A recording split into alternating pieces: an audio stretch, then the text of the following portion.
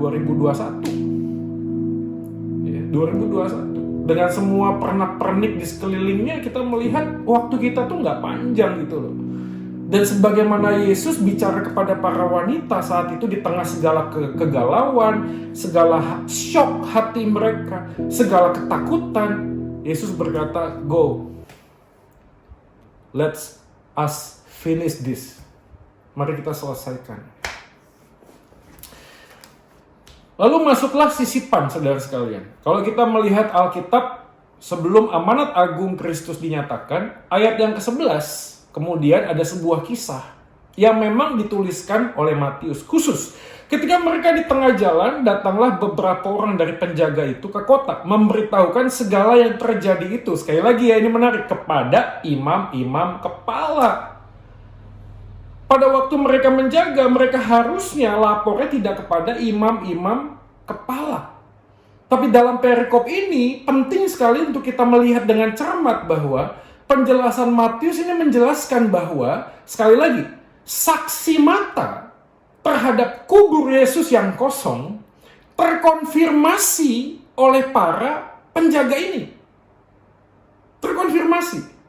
Dalam arti kata lain, bukan hanya para wanita yang datang ke sana, tetapi ayat yang ke-11, beberapa orang dari penjaga itu memberitahukan. Apa yang diberitahukan? Kuburnya kosong. Dan yang menarik adalah apa? Ayat 12. Dan sesudah berunding dengan tua-tua, mereka mengambil keputusan lalu memberikan sejumlah besar uang kepada serdadu-serdadu itu. Coba perhatikan kalimat ini. Apakah ada sesuatu yang tidak lazim? Bagi saya, tidak lazim. Kenapa? Karena para tua-tua ini, kenapa nggak cross-check? Kan mereka nggak percaya. Kan mereka nggak percaya. Kalau memang nggak percaya, ayo dong datang.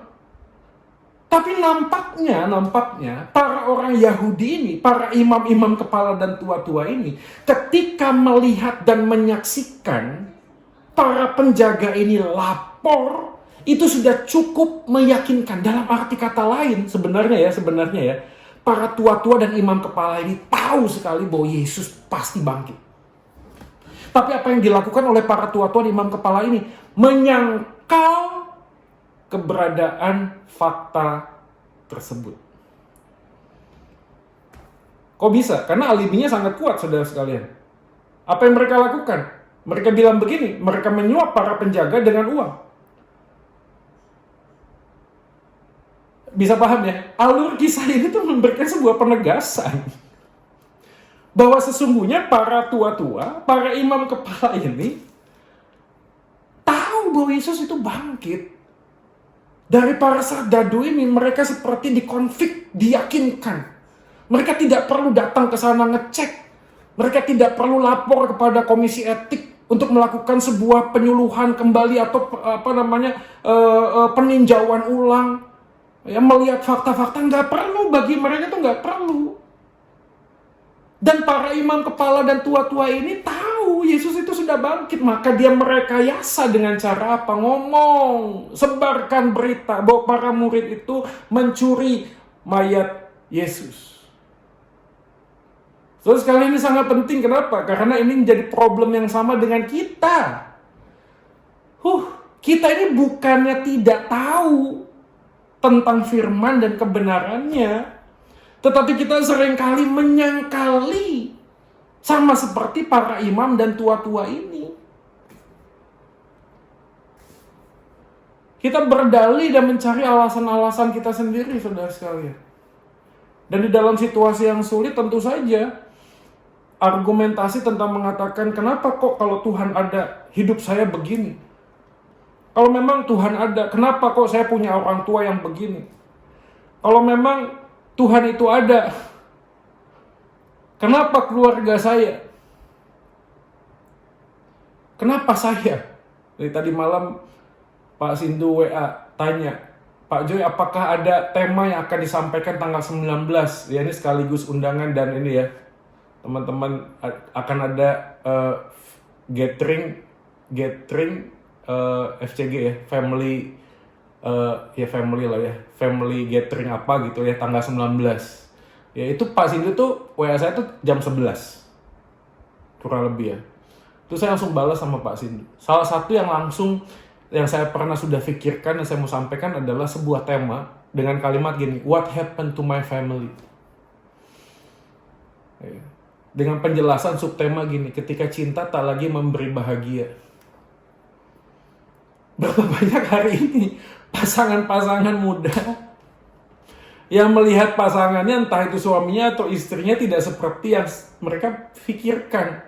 Bahkan kehidupan menjadi semakin chaos. Itu dia, VFCG Gathering tanggal 19. Temanya tentang Natal. Yeah. Mungkin kita yang sudah menjalani sebuah pernikahan bertahun-tahun, lalu melihat ke belakang, ada banyak air mata, saudara sekalian, bukan hanya sekedar sukacita, ada banyak air mata. Bahkan mungkin dalam posisi tertentu kita melihat anak-anak kita mungkin. Atau mungkin kita sudah punya cucu. Kita juga berpikir, kenapa ya kok Tuhan izinkan ini? Why me? Why my family? Why? Why my parents? Why? Kenapa, dan kenapa?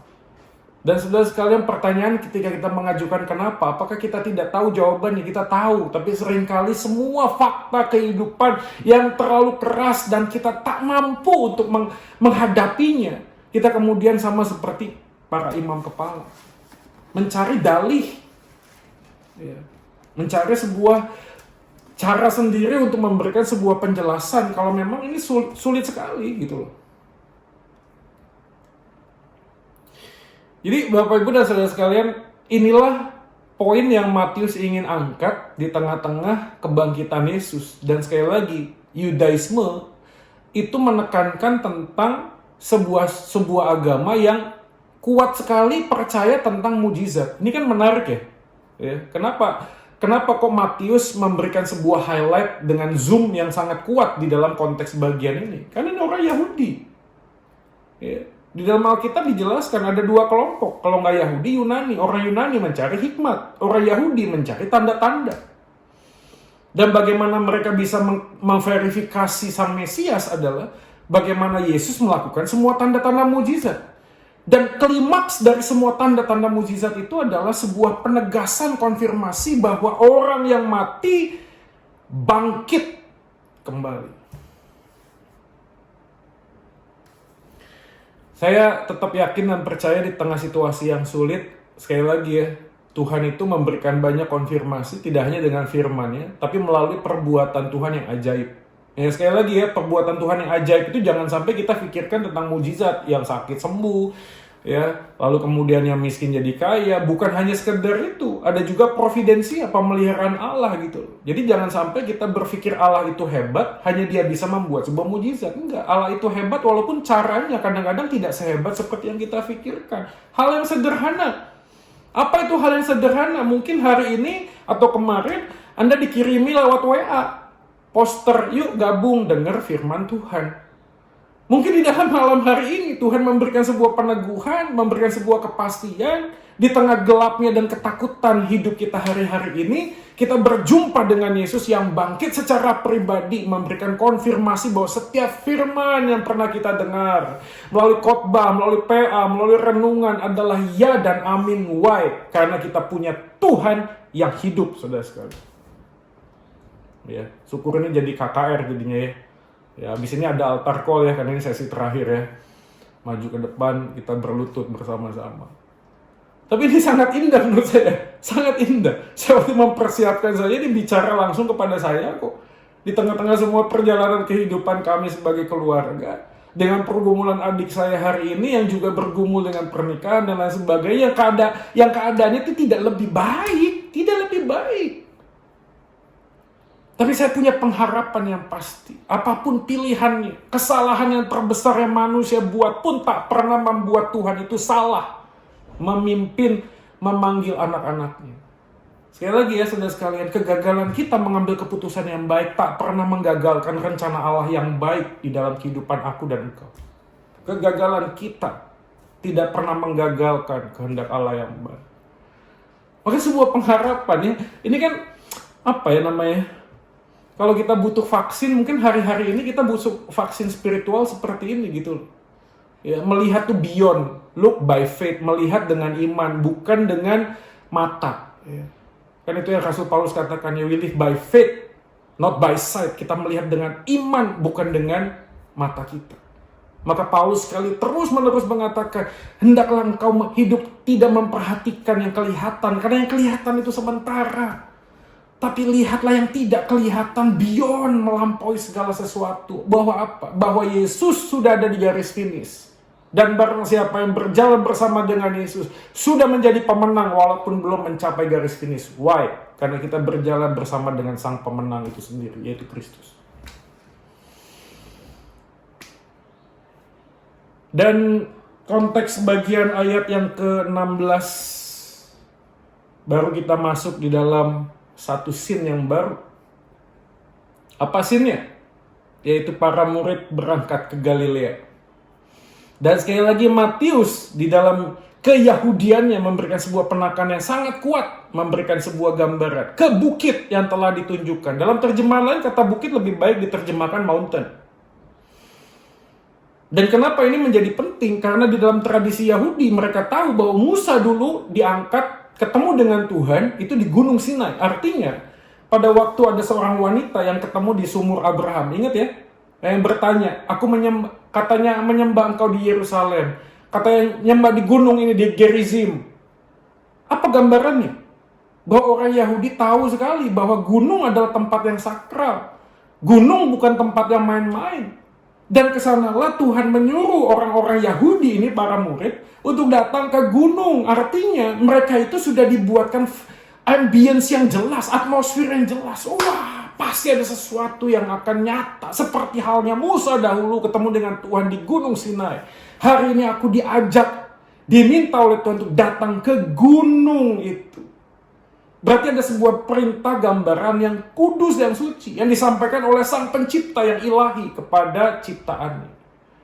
Dan gambaran yang kedua tidak hanya ke gunung, tetapi dikatakan berangkat ke Galilea.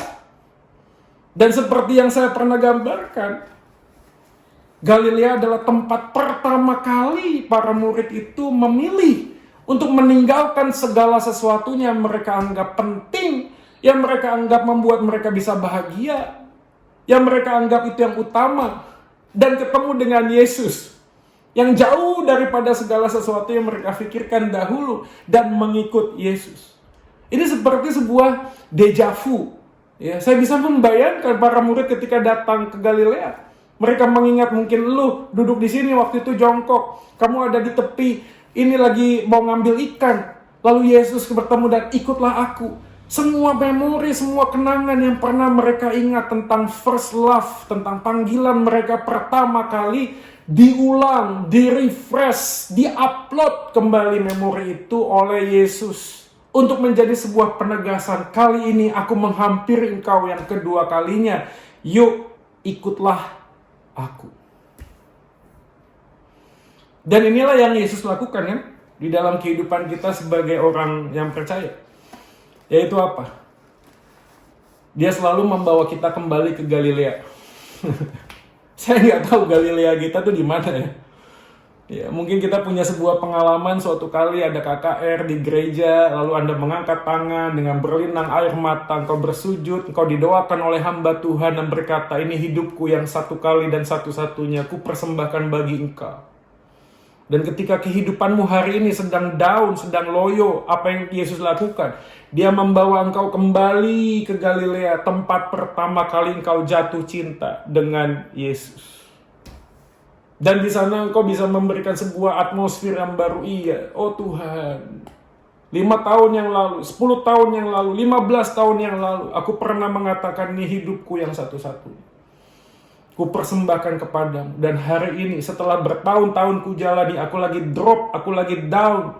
Engkau membawa aku kembali kepada cintaku mula-mula kepada Yesus. Sehingga imanku disegarkan. Kekuatanku seperti burung Raja Wali di bawah kepak sayapnya. Teruna-teruna, tidak akan pernah menjadi lelah dan lesu. Diberikan kekuatan untuk mendaki, untuk maju, melangkah. Di tengah-tengah semua badai kehidupan yang Tuhan izinkan. Dibawa kembali ke Galilea.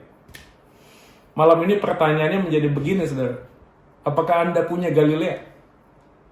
Apakah Anda punya Galilea? Apakah Anda punya satu first stop meeting with God? encounter with Jesus, ketemu secara pribadi dengan Yesus. Karena kalau belum ada Galilea, mungkin malam hari ini Anda harus membuat sebuah Galilea, berjumpa dengan pribadi dengan Yesus. Yesus yang bangkit, tidak lagi mati, tapi dia yang bangkit. Sebab dia hidup, aku pun akan hidup. Kepastian ini memberikan kepada kita sebuah jawaban. Tapi tanpa kita berjumpa dengan Yesus di Galilea, sulit sekali untuk memahami panggilan Tuhan yang agung. Pergi jadikanlah semua bangsa murid. Saudara, saya bergerak di misi dan penginjilan, mungkin usianya belum terlalu dewasa. 15 tahun, kurang lebih lah ya. Kalau dihitung secara lahiriah, ya masih anak remaja. Tapi dalam perjalanan, tidak terlalu mudah tentunya untuk memberitakan Injil. Kadang-kadang hati itu bisa sepo tuh ya. Saya kok nggak ada hasilnya ya. Nggak ada hasilnya gitu. Dan kadang-kadang kehilangan energi gitu loh, kehilangan power. Tapi ketika merenungkan bagian ini, ketika Yesus membawa para murid yang sudah loyo, ketakutan, kembali di-refresh, di-upload, dicas oleh Yesus, berjumpa, membuat saya sadar, kenapa penginjilan itu membuat kita terus bersemangat. Karena setiap kali kita berjumpa dengan orang yang belum mengenal Tuhan, kita ingat bahwa kita pun dulu sama seperti dia, saudara sekalian. Dan hati Yesus yang sangat mengasihi, yang sangat mencintai, mau datang kepada aku sebagaimana aku hari ini datang kepada orang yang belum mengenal Tuhan itu. Dan itu membuat apa ya? Membuat hati kita tuh bersukacita. Bener gak sih? So sekarang coba pikirkan deh. Coba kita renungkan. Coba kita lihat sekeliling kita. Yes, kita punya rumah. Yes, kita punya pekerjaan. Yes, kita punya anak. Yes, kita punya segalanya yang ada di dalam dunia ini. Betul. Tapi kita sadar betul juga bahwa kita datang telanjang, kita pulang telanjang. Lalu apalah arti semua yang kita miliki seperti pengkhotbah mengatakan? Untuk apakah semuanya itu? Tetapi hari ini ketika Yesus bangkit dan kita mengingat tentang kebangkitan Yesus, kita sadar bahwa ada kehidupan setelah kematian. Semua tujuan, fokus hidup kita tidak hanya ada di dalam dunia ini, tetapi melihat kekekalan, saudara sekalian.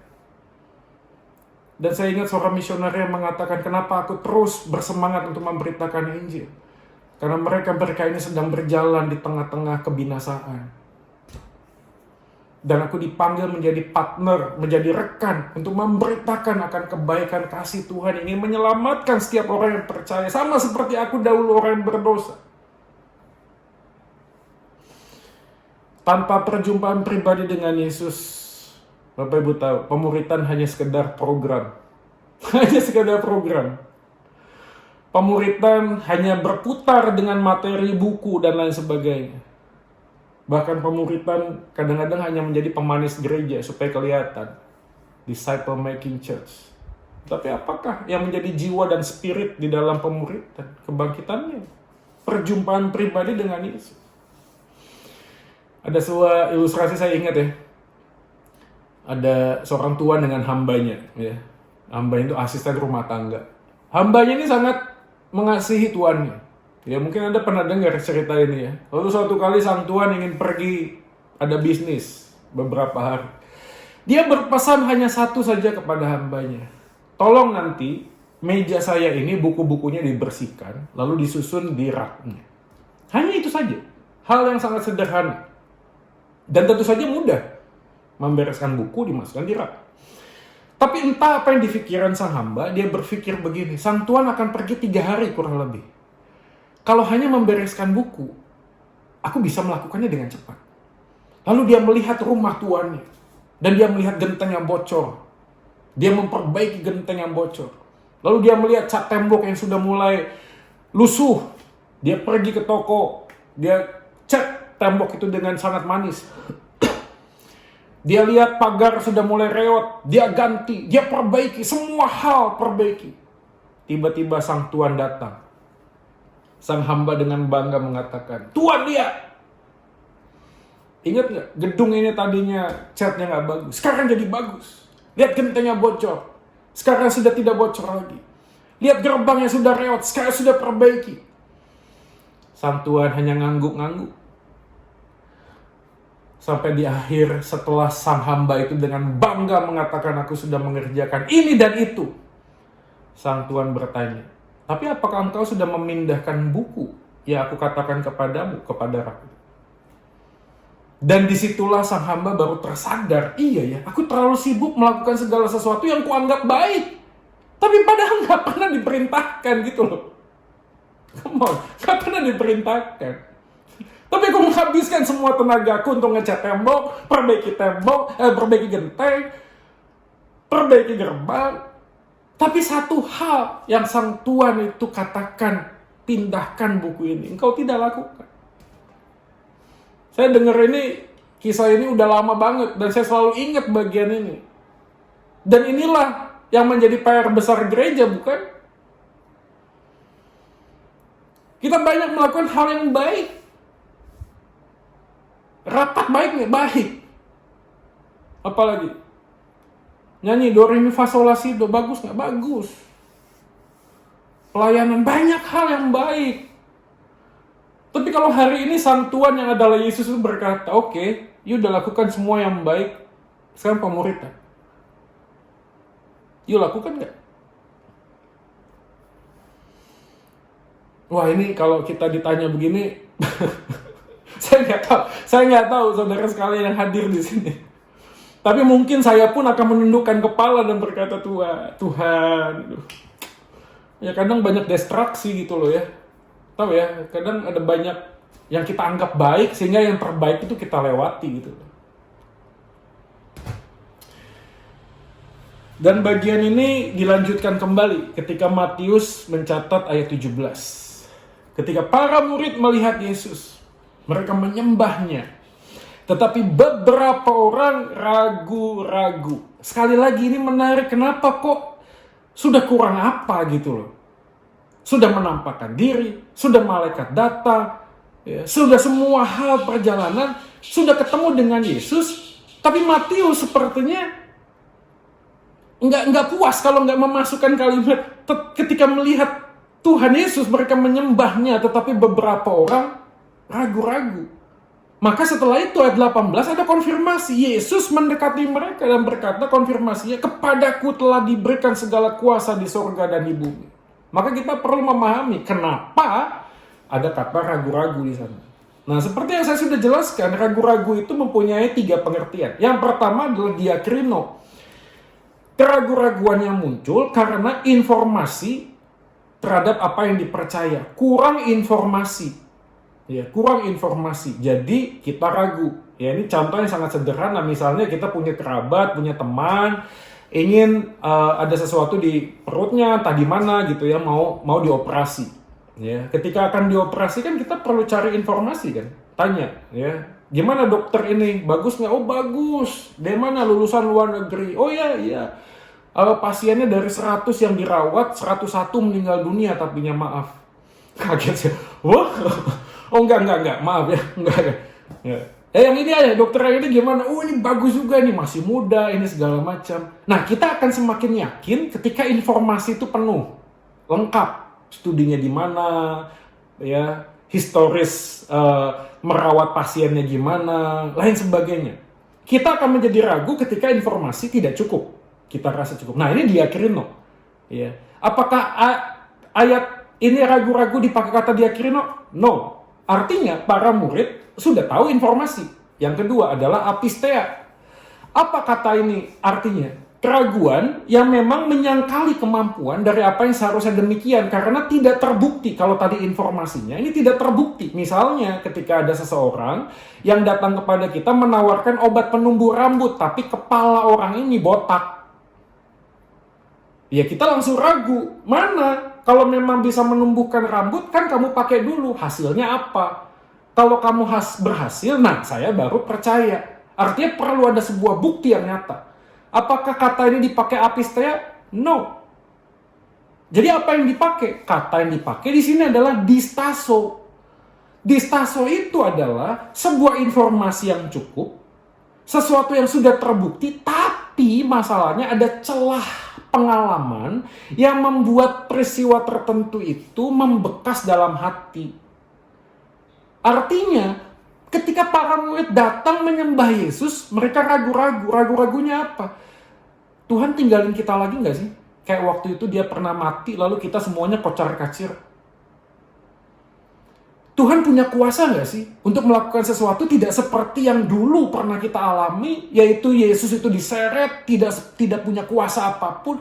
Seakan-akan para murid itu di benak mereka tuh berpikir, mungkin nggak sih peristiwa yang dulu terjadi lagi?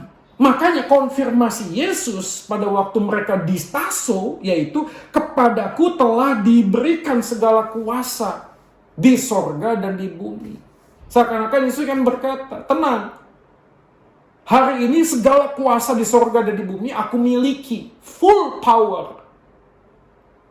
Pengalaman yang engkau pernah alami dahulu. Kalau memang pun harus aku izinkan terjadi, itu bukan berarti aku tidak sedang berkuasa.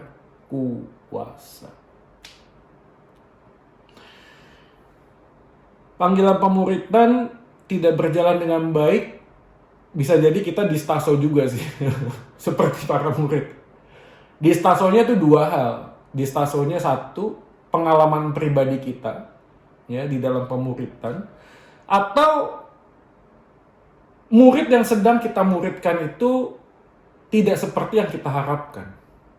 Ya, nah ini ada Pak Franky di sini. Saya pernah punya pengalaman juga sih yang kadang-kadang hari ini saya mengamini di Taso gitu loh.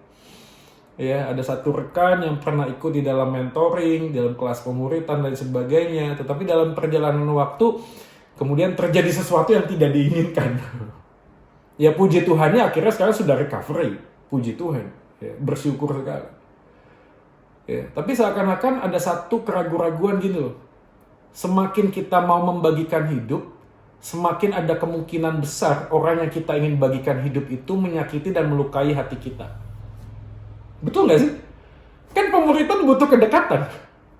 Tapi semakin dekat kita sama seorang, potensi untuk konflik, potensi untuk tahu jeleknya lalu kemudian terjadi berantem, kan ada ya, betul nggak sih? Makanya ada beberapa orang yang sudah datang ke gereja tuh ngomong begini, lebih baik kita jangan terlalu dekat ya. Nanti kalau terlalu dekat, nanti kita bisa jadi sesuatu tuh nggak enak, jadi konflik. Iya. Nah hari ini saya posting di Instagram. Saya mengatakan begini, cinta yang sempurna itu seperti pisau yang tajam. Sedikit salah bisa terluka. Bener gak sih? Semakin kita mencintai seseorang, semakin kita membagikan hidup kita habis-habisan, potensi untuk kita mengalami kekecewaan, mengalami luka, dan ayo dong Bapak Ibu sekalian, saya nggak tahu lah Pak Jaya, Pak Weli, Pak Robi, ya ada Pak Joko, ini ada Pak Trijoko di sini juga. Kita yang sudah ada dalam gereja kita sadar kok apa yang namanya di Taso itu pengalaman yang pernah kita hadapi yang kadang-kadang membuat kita ciut. Ya, tetapi hari ini sekali lagi konfirmasi segala kuasa di surga dan di bumi sudah diberikan kepadamu. Go make disciple of. Pergi, jadikanlah semua bangsa murid. Terakhir ya, saya tidak akan menjelaskan kata pergilah, ya seperti yang kita tahu kata pergilah, jadikanlah semua bangsa, jadikanlah make disciple itu adalah kata kerja utama, yang lainnya adalah partisip, ya menjadi penunjang terhadap kata kerja utama. Tetapi saya langsung loncat ayat yang ke-20, dan ajarlah mereka melakukan segala sesuatu. Saya waktu baca ini saya juga sadar sih, saya sangat lemah dalam bagian ini. Sangat lemah. Ya. Karena pada waktu kita ngomong ajarlah mereka melakukan segala sesuatu, hal utama yang pertama yang kita harus pahami adalah apakah aku melakukannya. Kalau aku tidak melakukannya lalu aku mengajarkan orang lain untuk melakukan segala sesuatu, how come? Bagaimana mungkin? Ya. Dan di dalam konteks bagian ini, otentisitas seorang murid itu menjadi penting, ya nggak sih? Kenapa pemuridan nggak berjalan? Bukan karena tidak ada materi, bukan karena kurangnya firman Tuhan, tetapi masalahnya adalah bentuk atau siapakah murid yang sejati, yang sebenarnya kita ini sedang berdiri di hadapan Tuhan. Dan kalimat terakhir adalah, ketahuilah aku menyertai kamu senantiasa kepada akhir zaman. Kata zaman di sana dipakai kata aion, bukan kosmos. Kalau kosmos adalah mesin penanak nasi, bukan ya. Kosmos adalah dunia dalam konteks manusia di dalam dunia atau sistemnya. Yohanes 3:16 dipakai kata kosmos. Tetapi ketika Yesus berkata, aku menyertai kamu sampai kepada akhir zaman, dia bicara tentang aion. Ada dua pengertian tentang aion. Satu, secara pribadi, pekerjaan Tuhan akan tetap berjalan ketika orang yang dipanggilnya pun sudah tidak ada. Sudah tidak ada. Penyertaan Tuhan tetap berjalan. Karena ini konteksnya bukan kepada orangnya saja, tetapi bagaimana visi dan misi pemuridan tetap berjalan. Yang kedua adalah setiap masa ada orangnya, setiap orang ada masanya. Kata aion. Aku menyertai kamu kepada akhir zaman. Artinya, ada kalanya zaman itu berakhir ketika kita sudah usai tugas kita. Betul ya? Kan waktu kita sudah usai zamannya tuh. Tetapi juga menunjuk kepada kesudahannya, yaitu ketika segala sesuatu dalam dunia ini akan mencapai kesudahannya dan Yesus datang kedua kali. Betapa sangat bersyukur kita sekalian di akhir eksposisi Injil Matius ini, kalau Bapak Ibu mengikuti dari pertama sampai dengan akhir, bagian di akhir ini seakan-akan Tuhan sudah ngomong begini, udah 4 sesi ya, sekarang yuk jalan. Jalan yuk, ayo bergerak, ayo kita bergandeng tangan, ya, kita rapatkan barisan di tengah situasi yang sulit ini. Apa yang Tuhan ingin untuk kita lakukan hari-hari ini?